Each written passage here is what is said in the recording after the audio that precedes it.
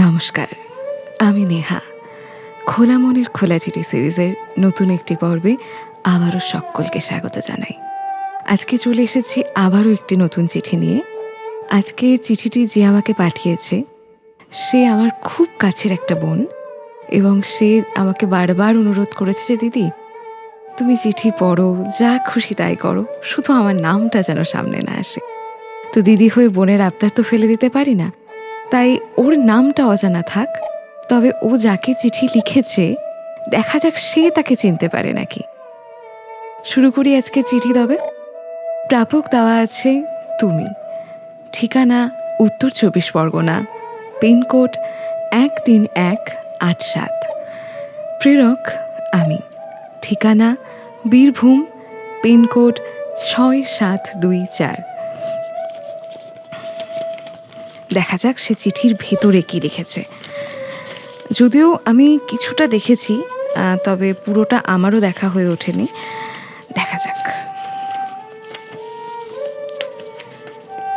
প্রিয় তুমি, গ্রীষ্মকালে যেমন কালবৈশাখীর ঝড় আসে, ঠিক তেমনি আমার জীবনে কি করে যে তুমি চলে এলে। হুল এক্সপ্রেস, মা তারা এক্সপ্রেস, এগুলো হয়তো তোমার জীবনে আর পিছু ছাড়বে না। তোমার ডেডিকেশন দেখে আমি তো মাঝে মাঝে নিজেই অবাক হয়ে যাই। ওই 500 কিলোমিটার দূরত্বটা কি অনায়াসেই তুমি পার করে ফেলো, তাই না?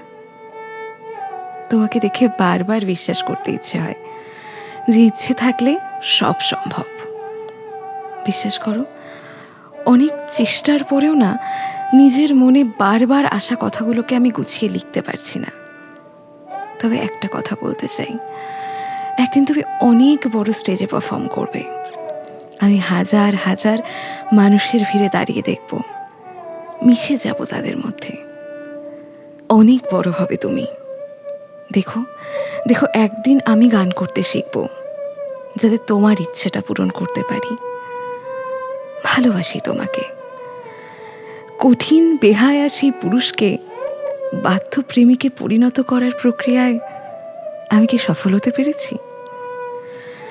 জানি না, উত্তরটা তোমার কাছেই চাইছি। শুধু আরেকটা কথাই বলতে চাই, পাশে আছি, ছিলাম এবং থাকব। অনেকটা ভালোবাসা। ইতি আমি। সত্যি বলতে, যে চিঠিটা আমাকে লিখেছে সে তো আমার পরিচিত। আমি জানি সে কাকে লিখেছে, তবে যাকে লিখেছে সে তাকে কতটা চিনতে পারবে এই নিয়ে আমার কিছুটা সন্দেহ আছে। তবে একটা কথা বলবো, আমি বিগত কিছু এপিসোডে প্রচুর বিচ্ছেদ পড়েছি। বিচ্ছেদ পড়তে পড়তে পড়তে একসময় এতটা ক্লান্ত হয়ে গেছিলাম, আজকে এই সম্পূর্ণ একটা ভালোবাসার চিঠি পড়তে পেরে না আমি নিজে মন থেকে ভীষণ শান্তি পেয়েছি। ভালো থাকুক ভালোবাসাগুলো, এভাবেই না হয় বেঁচে থাকুক। নমস্কার সবাইকে, আবারও দেখা হবে পরবর্তী পর্বে নতুন একটা চিঠি নিয়ে। ততদিন সবাই ভালো থাকবেন, সুস্থ থাকবেন।